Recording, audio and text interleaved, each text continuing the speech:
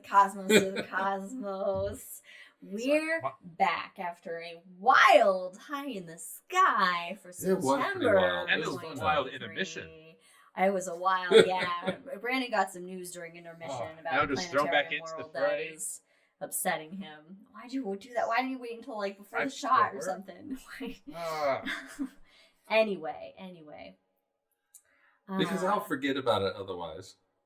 I mean, I won't, but I will. That's true. Okay. Before we get to what Brandon wrote down to talk about for the Hangover, I have my question that I actually remember from the main show, which is a rare. Is it? Okay. No. All right. What's your question? It is what we may have asked this before. And I ask. God damn it. Oh wait, do we do the rule? We do the rules. I'm here once a month. I make my references when I can get them in. I don't know if we do the rules during Hangover, but whatever, we're doing it. Oh no, we do, yeah. Okay. What kind of? Does he have favorites? Sorry. Thank you. I'm glad you got the reference though. What kind of cheese would the moon be made of? Oh dear God, really? You've asked this so many times. Have we? While we've been drunk together, I'm sure we've had this conversation multiple times. The popular answer is, of course, Swiss cheese because of all the holes in it. Gross. I hate Swiss cheese. I want to be able to eat the moon. Moonster? Because of the color? Or because but Moonster... Oh, I didn't think of that. Moonster, that wins. That's it. That's it for me, folks. All right. Next question. Mike, what's your question? I don't have a question. Well, you should have come prepared. I should have come prepared, but I've been looking forward to your question and to whatever Brandon was going to bring. Well, quick, think of something. I don't know. Be creative. Be creative? You're a creative person. You can do this. Yeah, you're a creative. We're going to put pressure on you. And in the meantime, I'm going to sing the lyrics I remember to Eve 6. Wait. I might be thinking of a different song. Which is the one that's like, oh no, is that Buck Cherry? Oh. I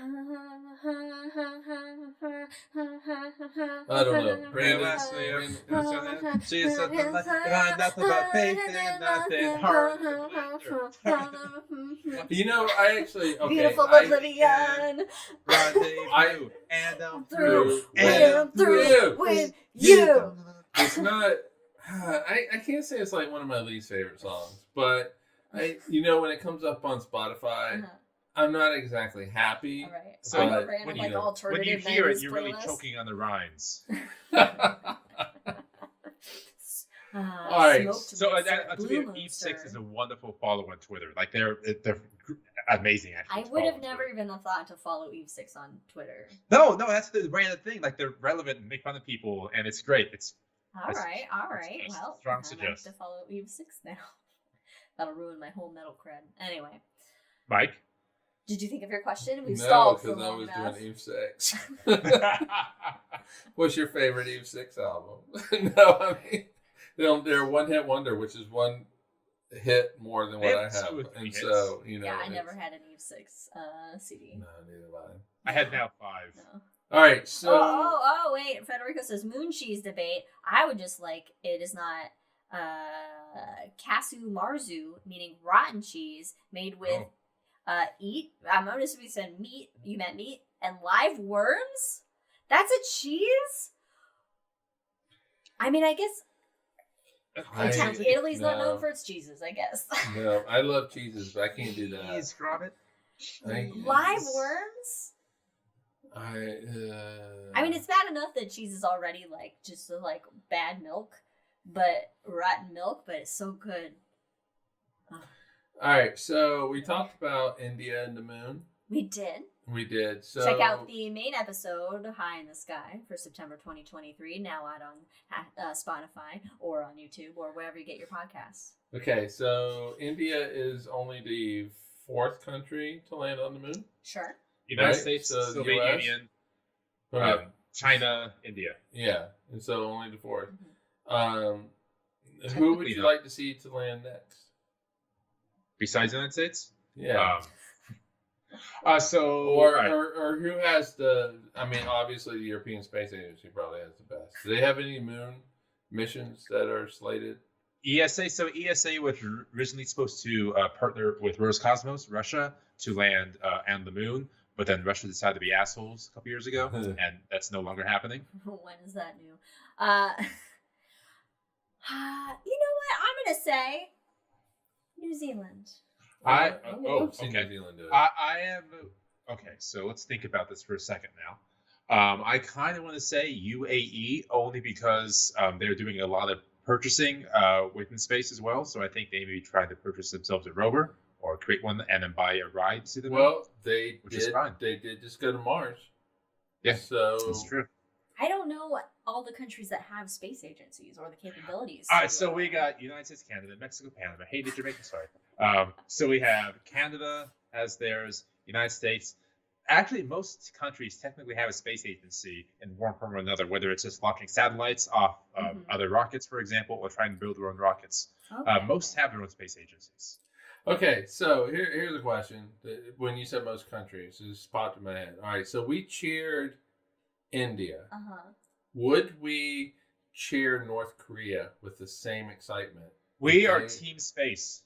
I may not agree with the policies at domestic level, but if they can Any of the policies policies share with on it, the domestic level. But realistically, are they doing that to further our knowledge? No, space? they're gonna land there and like No, shoot space lasers at the they would put the rover in front of a green screen, but forget to put the moon on a green screen, so it would just be the rover in front of the green screen.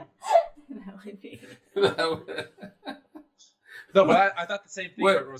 But they would have Kim Jong Un and that little girl of his, whatever her name is, that they would be like right there with the rover. I would say we celebrate it as an accomplishment as a people.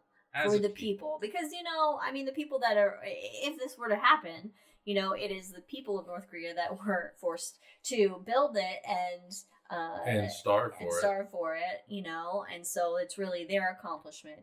They did it regardless of the conditions or whatever. On the bright side, I not that they need any more acknowledgement really, but I can almost guarantee that if North Korea did something like that, then it would only bring them more into the news cycle again about the domestic policies and the hardships currently going on in that land. So right, but everybody already knows that. Everyone already knows that, and we're not doing. But they don't want to talk about that. This was weird. We went to North Korea. This was an interesting journey on Hangover already. It was how excited we are for India. Yeah. Would we be as excited for those we dislike? It's like if Luna 25 from Russia landed on the moon in the South Pole. Would we be as excited? Well, it's not Putin doing it. I think it is. We celebrate that they did it. Russian astronauts and these are just human beings that cosmonaut. Right. Oh, I'm an American. Everything's America centric. I'm gonna talk about everything in American terms. I will say the difference between an India and a Russia as far as space exploration is the pure excitement of the people. Because for Russians aren't allowed to celebrate. Russians are not allowed to celebrate if vodka is not involved. Sorry, that's probably racist somehow. Is it? Is it? I mean, they're whiter. I don't know if it's necessarily racist. A stereotype. It's more of a stereotype. It's more of a stereotype. There's a palpable excitement. How else do they stay warm? It's cold. That is true. It's cold up there. That's why they got the vodka. Yeah. So when I was just in New Delhi earlier this year, they had I'm not sure if it's mock images, but a spare rockets next to the planetarium. And so people it's exciting over there. I watched the YouTube videos of the landing, the people going to the planetarium to watch the landing. It's just exciting. I mean, they had this first spacecraft in space, the first woman in space. Soviet Union? Woman. Soviet Union? Yeah. Oh, okay. Yeah. I thought we were talking India. Who's now wrapped up in some weird... I thought we were talking Russia. I thought we were talking about Russia. Not retail. He moved to India. Did he move to India? Things. Yeah, I went to India. Oh, I don't know when you went to India. I'm still thinking about how blue cheese is pureed Smurf cheese, according to what Jack says in the chat. And I love pureed Smurfs now. Well, that's a new thing. Because I love blue cheese. Breaking the wall. Yeah. Anyway, let's move on from Anyway, I'm still gonna take. What was your? India. Well, fucking done. Yeah, good job, India. Congrats. Cheers. Yeah, so my thing. So this is not at all self-serving, nor am I going to use this to further my position in life later on this week. But hypothetically, let's say anybody in the chat, anybody that we're talking with right now in our screen in front of us Oh, no. have access to a 65-foot planetarium, right? And the seats are completely removable. Like you can just move those seats out. It's a flat dome. What events would you have inside of that planetarium? I didn't know What the seats cool could do stuff could he do? That's not just Weddings. Star Talk or weddings. No, which concert. Concerts, absolutely. Plays. Yeah, I play War of the Worlds. Oh, that would be so cool. No, but seriously, a play. That was the one thing. A flat dome's hard though. Oh, easier because you have so with a tilted dome, you have levels, of course, but with a flat dome, you can take all the seats away, and so you have this empty area inside of it. I'm just thinking where, depending on how tall it is and where the projectors are. Your head's is not in the flat. way. Don't worry. Oh, Your head's Auckland not is in the flat? way. How big is Auckland? What? How big of a dome is Auckland? Do we know? I think it's Does a little, anybody know? little smaller than what we had in Phoenix. But So a metric system. 55 foot. But what's but- that in metric? Because it's New Zealand. Well, ours was 19 meters in Arizona, good. so we'll say 18 meters All right. for New Zealand. But you weren't expecting me to know that answer, were you? So How dare you know math? Better go said he's check blending and alignment. Yeah. Wow. no, Yes, I would yes. say like a play. It was the one thing that I always wanted to do. Yeah, in fact, I was looking into doing, I was trying to plot out how we could do one of Edgar Allan Poe's stories. Yeah. Turns out the answer was nevermore. It was the Masquerade one. What was the Masquerade one called?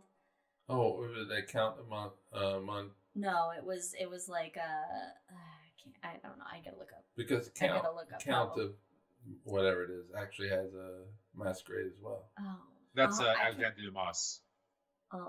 Oh, not the Count of Monte Monte Cristo.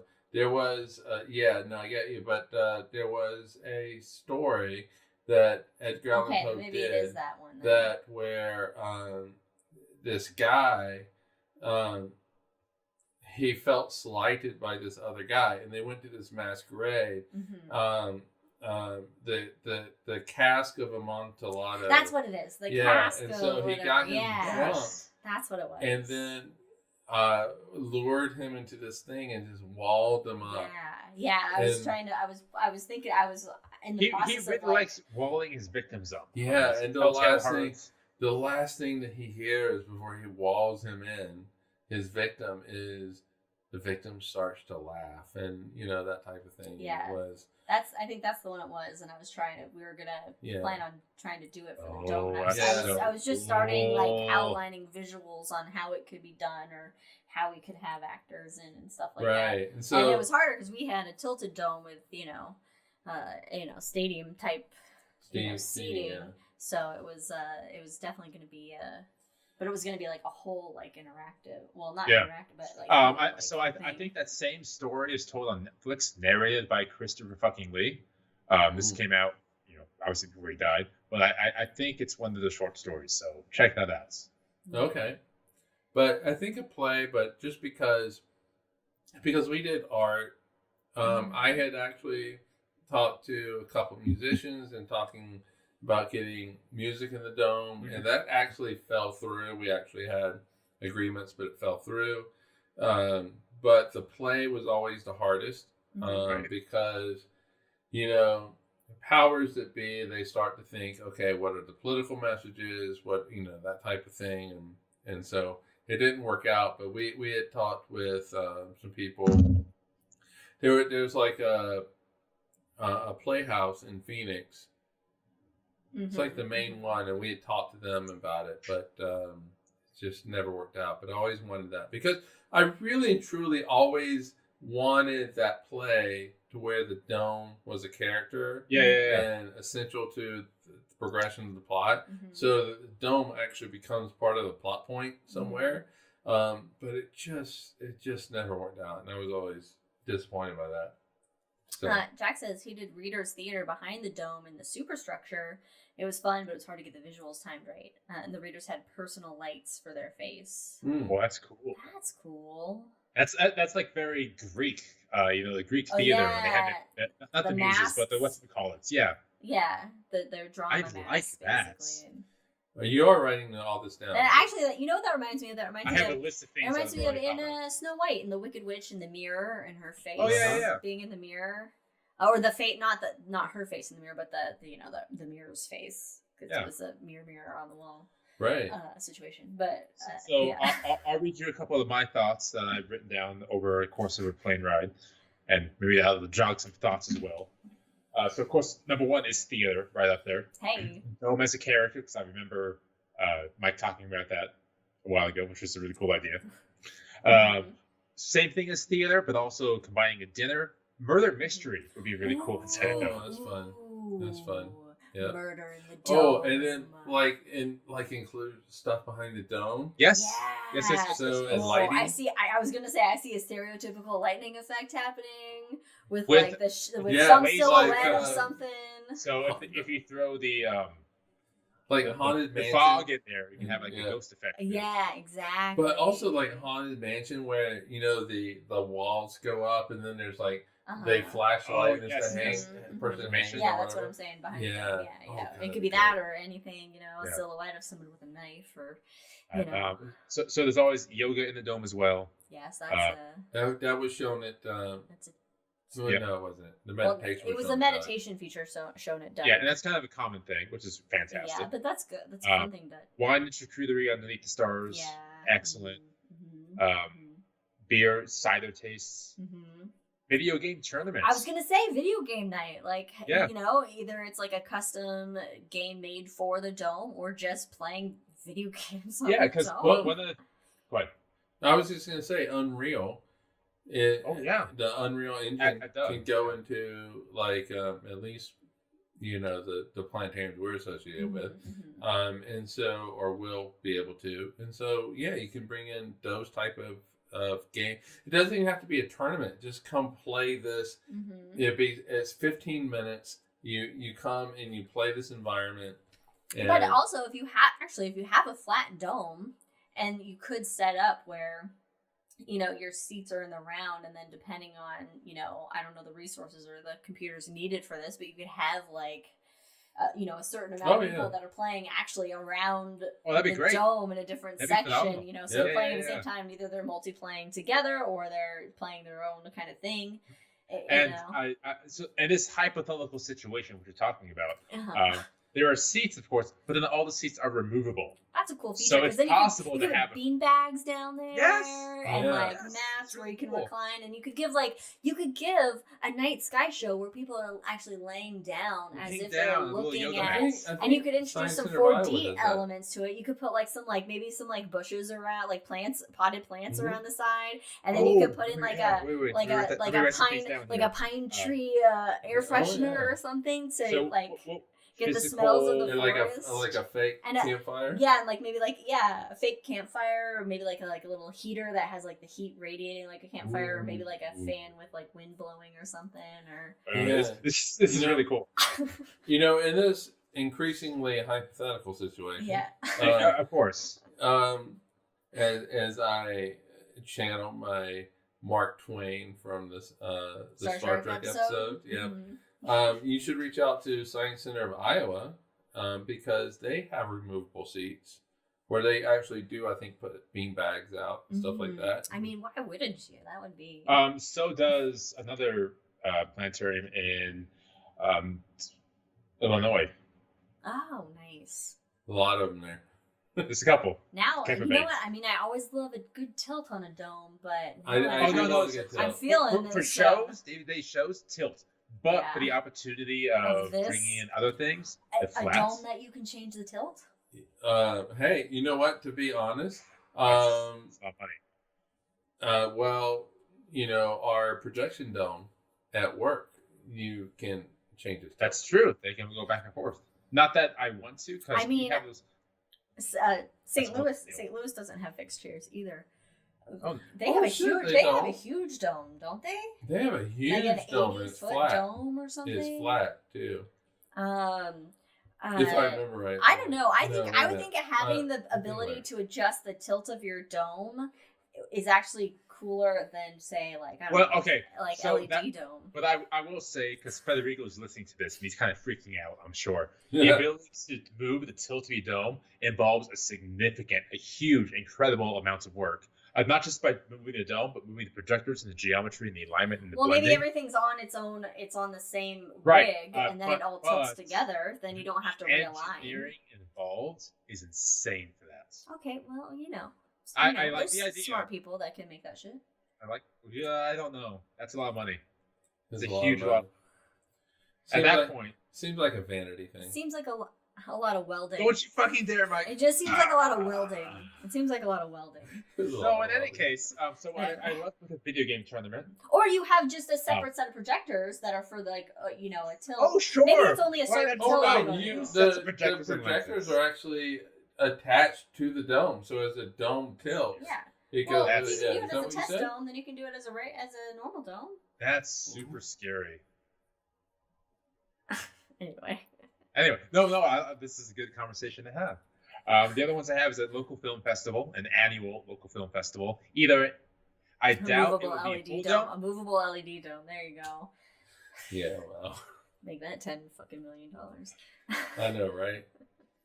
I mean, it's the millions of dollars. Earlier, Federico said he would work with 3D scanners and play visuals related to the behavior of the audience, which is interesting. Oh, that's cool. That's cool. So it's like depending. So it's like each show, if it's like a play or whatever you're going to, they're unique. Yeah, it's unique based on how everybody's reacting. And maybe something changes, or like the killer changes if it's like a murder mystery show or something, or based on how people are behaving. So you can't just go again and know exactly who the killer is or know what's going to happen. Local film festival, even if it's just 4:3 ratio, for example, that's still a cool space to have it in. Mm-hmm. And then, of course, finding potential sister sites, which I have a list of potentially for this hypothetical situation, of course. Mm-hmm. Mm-hmm. All right. At that, I'm going to close my book. This was a fun conversation. Thank you, people in the chat. I'll let you know how this goes. But you'll see how it goes in a hypothetical kind of way. Mm-hmm. And next season, you'll know how it goes. By the next season, you will know how it goes. That's true. Stick around. Come back for season 5 of Cosmos with Cosmos. Season 5? Yeah. Yeah, when, season 5. We find out what this shit was all about. So we didn't start in 2020. Did we start in 2019? When did we start? What year? Well, it was 4 years ago because it's season 4. Well, no, not necessarily. We made up like a season. We made up our own seasons where we kind of took a break and then we started. Because we were just like shooting the shit and figuring out what to do. So I mean, okay, so we moved to Utah in 2017. 21, 22, 20. I would say we started in 2020. No, we started earlier than 2019. 2020. I don't think it was 2020. It was either 2019 or 2018. This wasn't a COVID show. Like we did this. Yeah. Because I remember I made ill-timed jokes about COVID. So it's just 2019. So yeah. Yeah. Wait, I'm sorry. Choose Your Own Adventure is copyrighted? It's copyrighted and militantly protected. Oh, by the Choose Your Own Adventure person? Oh, are these the same people that have Treehouse Adventures? What can you call it? Can you call it design your own? Wait a minute. Who owns the copyright? Disney. I assume that or Google. Create your own experience. Create a unique experience. Choose your own. God damn it. Decide what happens. There you go. Decide what happens. Oh, we gotta think of a new thing for that. We gotta think of a new thing. We gotta think of a new title about showing local art in the dome. Choose How the Universe Ends. It's art reimagined. That's what the title is. Oh, but okay, we need to copyright that. Anyway, I forgot what I was gonna say. Well, damn it. Oh, the publisher owns it, and they got a cease and desist. I'm surprised they even knew, like... Well, you know what? I'm going to do it the first time, and I'm going to make them extend... Sorry, I'm going to take everything back I just said and take another drink. Luckily, I didn't understand what you were saying. Brandon has the fanciest glass of all of us. I got a beer can. You got mason jars, and Brandon has a martini glass, or a daiquiri glass. No, let me see the glass. Or a daiquiri glass, or a rounded It's not a martini glass. It's not quite a martini. Because martini glasses, they have a They're propensity to angled. spill. These are more rounded at the bottom. I do not know what they're called.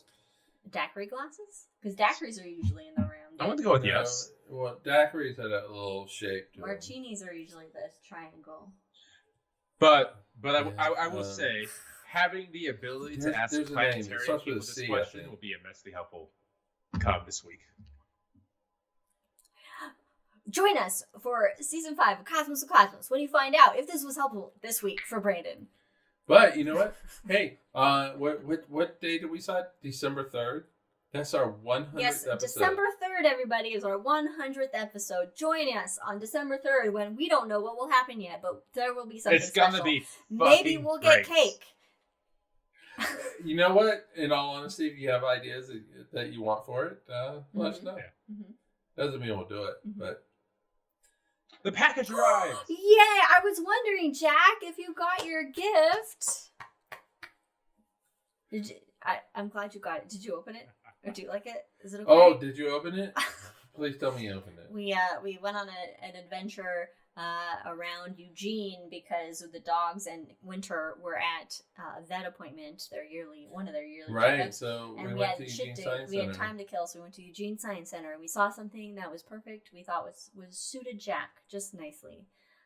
We also went to their planetarium. We did see their planetarium because it was actually 10,000 Skittles. It was what? 10,000 Skittles. 10,000 Skittles. It was actually, what was it? It was how big was the dome? What was it? It's cool, and he's composing an Instagram post for it. Oh, thanks, Jack. It was it's a bag, and it says "Great Beards of Science," and it has all the great beards of science. Yeah, we really enjoyed the planetarium. It was a lot of fun. Yeah, no, it was fun. I went there previously. The lady, she gave us behind the scenes, and so that's only because we were like, hey, we worked in planetarium. Let me see what shit you're working with. But it wasn't just her. It started with the people at the front desk. Oh yeah, they're really nice. We told them, and they were all excited and all that kind of stuff. It's a very small science center, but it's worth going to. It's fun. It's cute. And to be honest, Liz went in full planetarium mode. She really did. Not giving a show, but there was a kid with his grandmother there. Oh no, I did. she was like, I don't know, asked the kid something, and it was great. It was great. They had like as walk-in, and they had like cove lights up, but then they had like some like constellations and stuff up. So then I was asking. I tried to ask him. The kid was so excited. There's like I think there was Leo was up, and so I asked him something about like a constellation, and I was like, and this up there, you see that hook? That's like Leo. Yeah, it was Leo. But the kid was so excited, and Liz just jumped right into it. It was great. Talking to strangers when you get me in a dome. I can talk to strangers. When I'm in a dome, I can talk to strangers. When you get a question, like there's something that flicks inside of you, and you go suddenly, okay, I need to explain this in a very friendly manner, and this is exciting, and I love it. Oh, but you know what also was great was the presenter came in, and when she was doing the introduction, she did it in sign language as well. She did do it in sign language. Oh, that's super cool. Not that I'm about to write things down, but that's super cool. Yeah, that was a neat little... I mean, she didn't do like every word or every phrase in sign language, but she did do basic, a bit. Rules of the planetarium. Yeah, that's really cool. So I was like, it was good. And you know, I'm sure she knew she probably didn't even need to do it because but you never know. You never know. You don't know who's sitting. So it must be like a policy and then even if you're somebody who does not speak ASL whatsoever, you see somebody giving that, you think, oh, this makes an impression on me already. Yeah, I was like, oh, she's doing this. Having said that, there was no question of do you need captions? Oh, you know. Well, that's a little thing. But anyway, it's about capabilities. It was fun. It was a good experience. We just saw a playback show. Individual capabilities. Right.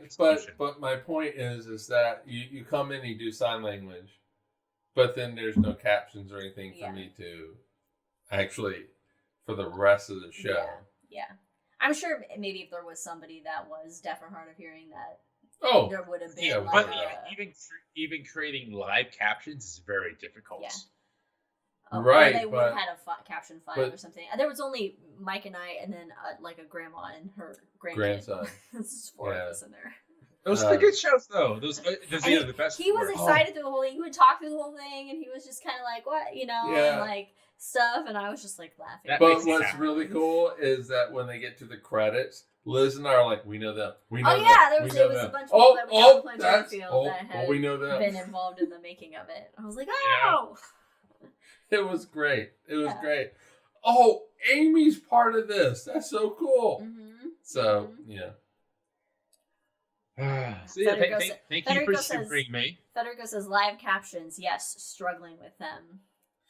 Yeah, I mean, I don't think any live captions are perfect because just Or- They no. don't need to be perfect, but yeah, especially in a dome setting, it's very difficult to get right because there's so many different programs you have to go through.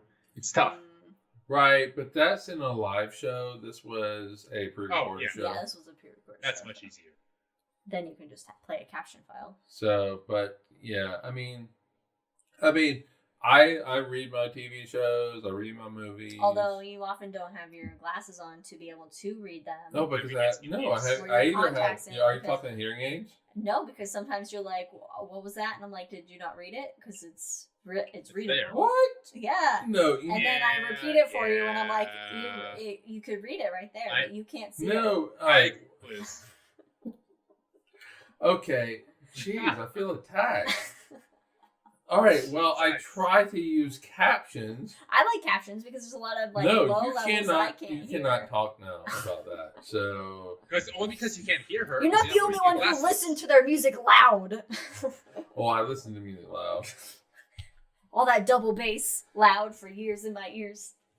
Yeah, no, I do enjoy pulling into neighborhoods with music loud. Me too. Me too. With the windows down a little bit, so Yeah. people could No, be like, "Oh." no, I have my windows down. I don't even a Yeah. little bit. It's down. Yeah. Well, it depends on the air quality, or like but That's fair.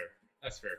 And So there's this one guy who likes to wave flags down the end of a road that I have to pass. I do enjoy passing them and with punk music going full blast, especially if it's like a political song, like fuck the police is what's being said as we drive past them.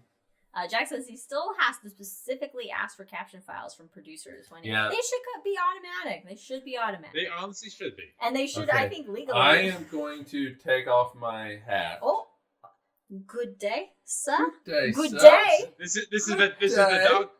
dog pound, the dog what Ted Lasso they call it dogs. Oh, the dog pound. The dog Dog pound. pound. Yeah, Yeah, dog no, pound. I completely agree with you, Jack. I think- That when you get a show, there should be an SRT file, which is a standard industry, the standard file for captions that you get, Mhm. and because, like you said, legally, I think it has to be Yeah, provided. that ADA accessibility. Nobody should be coming to me asking for a captions file. Mhm. That they should be distributed with I they should be can't help distributed with the shows Yeah. captions, because really and truly there's a significant part of the population that's hard of hearing or deaf. Yeah. What was that?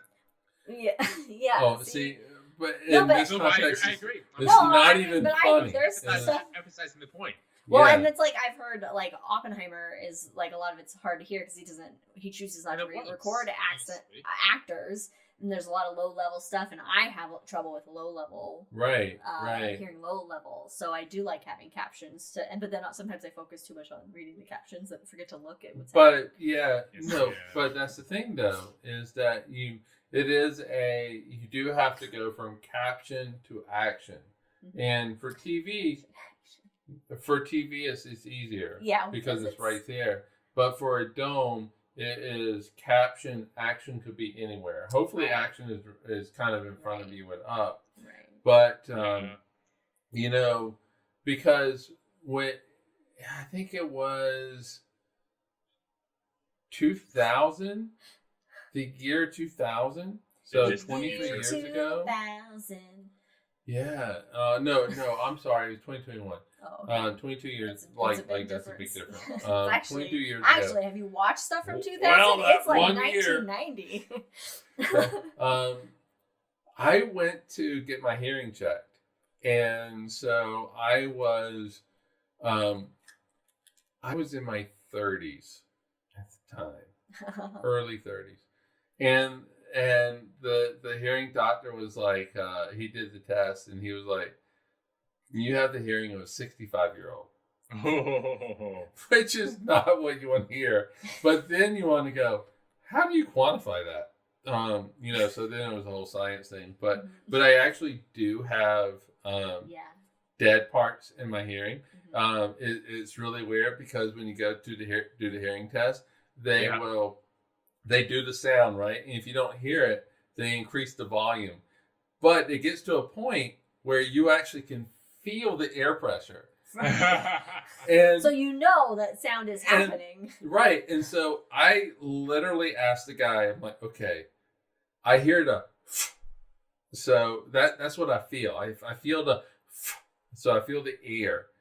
Do I hit the little button? Because I know you made a noise. And they were like, no, you do not hit the button at all. Only if you hear it. Only if you hear Federico makes a good point. Just think here in Europe where we have dozens of languages for 350 million people. My goodness. I mean, yeah, you got it. But whatever, Federico. All of you guys know how to speak everybody else's language, unlike here in America where we choose only to speak one.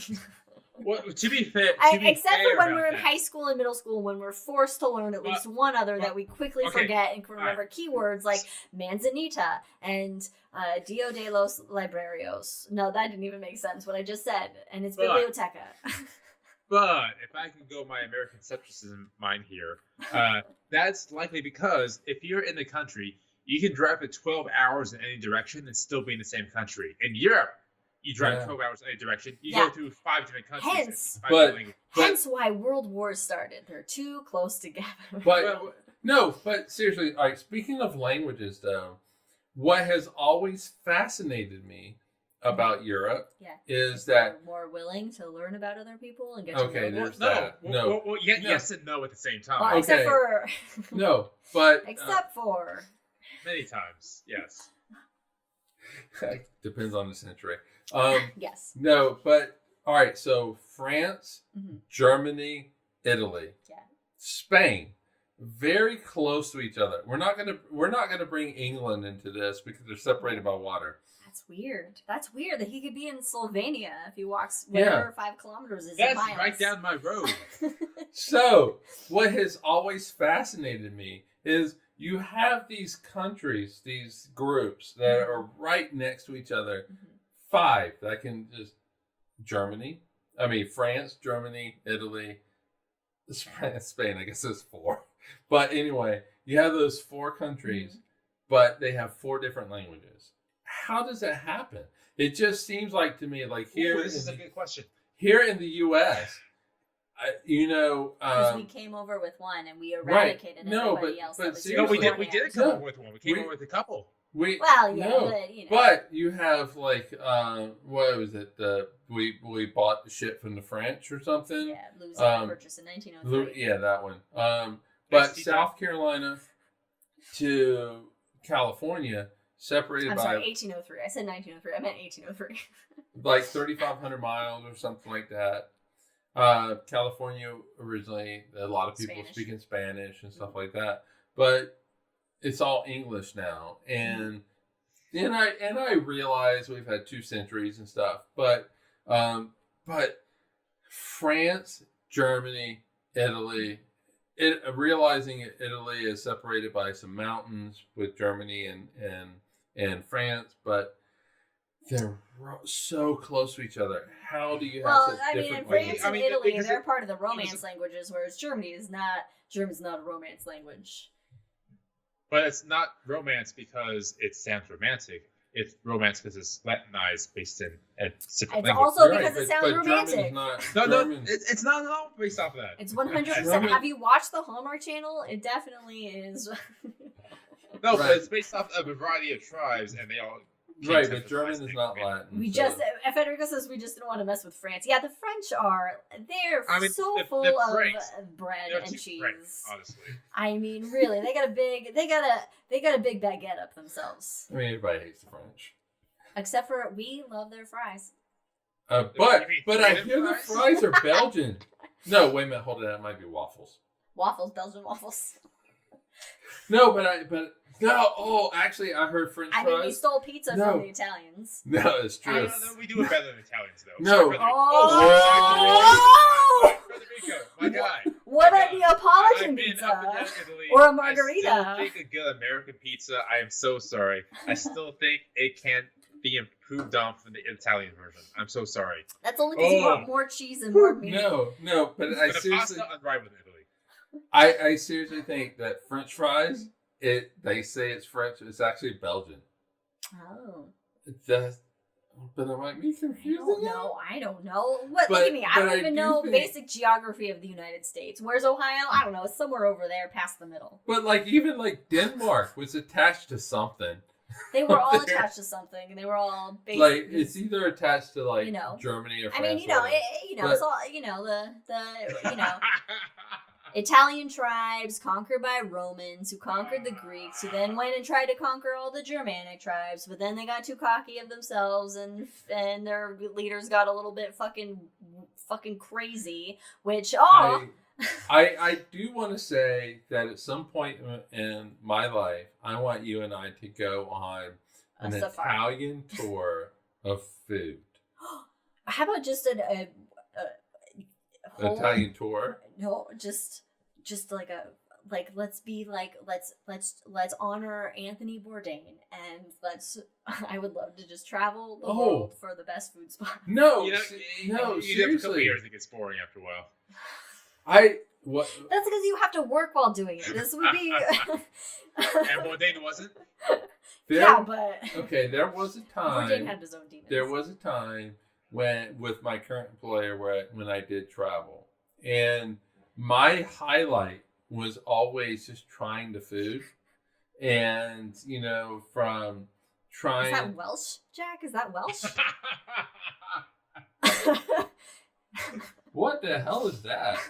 Anyway, is that Elvish? But going to Poland and getting all the pierogies. And just so keep your nasty. The guy that ran the planetarium at the time, Tomas was his name. I'm about ready to go home, and I wasn't sure. I heard a dog whining. I thought I heard that too, but he and his partner, they took me out to this restaurant and they gave me a tour of Poland through pierogies. And they told me this area, Poland's not big. It's not big. But easily walked on. Compared, that is true. When we're comparing it to the U.S., it's not that big. But he's telling me how this region has its pierogies and this is what it is. And this region has its pierogies. And how, for their family get-togethers, at Christmas, how, it really is very, you're bringing in this regional's pierogies? No, we can't do that. And so, it's... The pierogi nationalism. It's yeah. Pierogi. But, even going to, Hyderabad, India.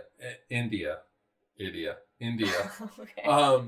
They were talking about when they took me to this restaurant. They were talking about how Hyderabad really is this real nexus of all these spices that come in and just the food. Yeah. It was amazing. And going to China, the best thing was not the the institution's cafeteria, but actually going out to a restaurant. And every time Peking duck is mentioned, he just starts raving about actual Peking duck in China. And God. I get it. It was so good. It was good. I will say with India, if you're offered the chutney, don't take the chutney. Oh, if you have a good It's got to be where you're at. No. It's as they told me the day after. It is a natural diuretic. It tastes delicious, but naturally that's what it does. Oh, well, if you need your system cleared out, Oh my God. If you're feeling a little backed up, have your chutney. There you go. But I mean, it's everywhere. Look at the South and barbecue. Right, we have hot dogs. The South has their different things. There's no I would say, so American, apple pie is associated with America, or hot dogs or something. But I mean, there's a regional food, Creole food, and there's Creole food. Okay. So of all the food I've had in this country, I think the only food that can really rival flavor, the variety of flavors and the amounts of intensities to it, is Creole food down in the bayou. Okay, yeah, no, I agree with that. I agree with that. Being from the South, which has got lots of flavors and stuff. And okay, so my sister's getting married next July. Opa! Huzzah! Right, and it's going to be this big Catholic wedding, which I'm not really looking forward to. So much standing up and sitting down. But Rico knows all about that. A lot of dedication of women. But one of the things that I'm really the meet and greet excited about is that I get to really introduce Liz to real barbecue. And one of the things that we're going to do is go to Charleston, because Charleston, South Carolina, which has a lot of history in it, and Liz loves to touch history. Wonderful history that Americans really love acknowledging and being apologetic for. No, we don't have a dome there, but you may have been there. I can't say for sure, but it wasn't for Planetarium stuff. But I'm hoping that we stop in Hemingway, South Carolina, which will be a little bit of a detour. But they have the just most incredible vinegar-based barbecue. And it's going to be... Mike makes a mean vinegar-based barbecue. He does. I don't like vinegar, but Mike makes a good one. It has spicy too. So it's got a kick. It's not for my mom, let's say. It's not for my mom. So my mom, mom of the podcast, my mom will tell you, Southern podcast mom, that there is a story about how when I'm 3 or 4 years old, eating barbecue down at my grandmother's basically barbecue hut that she would go to, where I would eat barbecue, which is vinegar based, which is hot. It's hot. Podcast mom, not gonna like it because it's hot. I would take a bite and just wipe my tongue with my hand, and take another bite and just wipe my tongue with my hand to get that. You're wiping the heat off. I was wiping the heat off. That's fabulous. That's actually fabulous. I so love it. I do love it. I do. My favorite barbecue sauce. You have more of the. I think you have more of the. Well, I mean, on the West Coast, there's in San Francisco at least, there's Chinatown, so there's a huge authentic Chinese food market, and you have these different. But there's no real like the South. You could be barbecue in the South and the varieties of barbecue within it. But on the West Coast, there isn't really that sort of a food dish. Right. So go ahead, Brandon. I'm gonna keep on the subject, kind of change it, so you continue. I was going to say that for the South, what we have, we are going to have barbecue, true barbecue, not what this Texas bastardization that they do. Well, it's Texas. We know what they like to do is just fuck everything up. First of all, barbecue should be cooked in the sauce. Yes, he's very much a cook in the sauce kind of a. So you really get when you cook barbecue in the sauce, you actually really get you really get the flavors that just kind of seep into it, and it becomes one with the meat. And this episode not for vegans, right? And so when you do go to Texas, you do get the meat, and then you put the sauce on it. The greatest barbecue I've ever had was in Texas. Okay. Have you Austin. Been to and South Carolina? But the brisket is different. Okay. Brisket is different. But your pulled porks. pulled pork. Ribs. That's a different game. Yeah, okay. Okay, so when we talk barbecue in the South, you do have brisket, which is phenomenal, and I'm not. But to me, brisket is not barbecue. Throwing down the gauntlets. For me, barbecue is your pulled pork, your chicken, that type of thing, where you actually do put the sauce on it because the sauce is part of the barbecue experience. Okay. But that's me. But that's because I was raised in South Carolina, and so I have a different a view of barbecue than they do in Texas and that type of thing. So South Carolina barbecue is different from Texas barbecue, which is different from North Carolina barbecue and that type of thing. But when you do cook the meat with the sauce, it just becomes one. And it's just a different experience than you do when you're just pouring it on. Right, because then it's like you have the taste of the meat and then the taste of the barbecue sauce. Right, because think of it as a salad. You just put dressing on the salad. Dressing on the which salad. Apparently Jack lives in the part of the U.S. where salads that aren't really salads. I would love to know more about that. But I fully admit that I'm a barbecue snob. A barbecue elitist, and if I do go to your barbecue hut, I will tell you that you have good barbecue, but deep inside I'm like, it's in South Carolina barbecue. We gotta try the ribs at the place that's by us. What's that? We gotta try the ribs at the place that's we do, but the barbecue. Ooh, ribs! I want that tonight. I got those ribs near me. But when we have ribs, we will marinate. We're trying to do it overnight now. Bye, Mom. Have fun at your agility seminar. Oh, bye, podcast Mom. We do try to marinate the sauce overnight, the vinegar, so it seeps into the ribs, and I don't know. Jack has Jello salads, mayo salads, marshmallows needed, and cottage cheese with fruit. My heart hurts. Wait, what? That's not a salad. A salad. Man. You know what? In the 50s or whenever it was, they would make anything into That's Jello. Like a parfait. It would they would put anything in Jello. Minus everyone has parfaits. Everything was Jellified in the 50s, and those classic bunt pan kind of it's deli, yeah. But I won't say no to marshmallows in a lot of things. No. But everybody, come over to our house. We'll make barbecue. I think so. You talk about hot dishes. The hottest, spiciest dish I ever had was this year in Bangladesh. Oh, I can imagine that. Yeah. It was some kind of chicken, I think, with oyster sauce. First of all, so Bangladesh shares a border with India, so I thought they'd be kind of similar. If you just look from a distance, sure, it's kind of similar, but then you get close, completely different world. Everything has meat in it for one, and holy fucking shit, was it hot! This oyster sauce dish I had, one bite I knew this is the hottest thing I've ever eaten. But I had a day I was so hungry I ate all of it and it was delicious. Oh, they definitely know how to do spices. But it tastes so fucking good, my god. But yeah, the spices, they know how to do spices. Oh yeah, so the other thing is you can't just have glasses of water.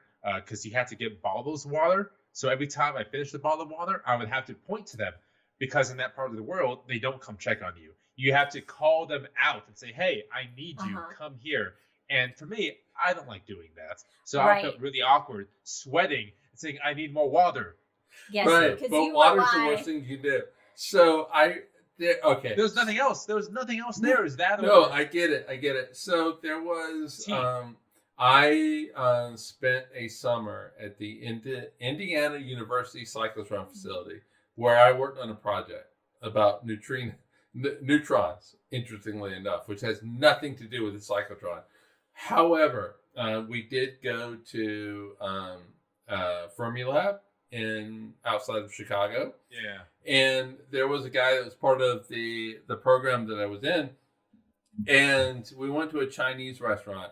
And we ordered Chinese food. And he got Hunan food. And we told him this was spicy. Szechuan is spicy.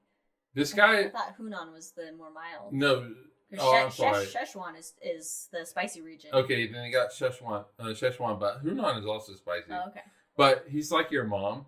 He's like your mom. So does not like the spicy stuff. And we told him it was spicy, and he got it anyway. Okay, both are. And he would eat some of it and have water. And we told him that is not what you need to do. It's just going to spread it around. Yep, and it's just going to be worse for you. Mm-hmm. And, oh, God, he had a hard time. Yeah. But in Bangladesh, that was it.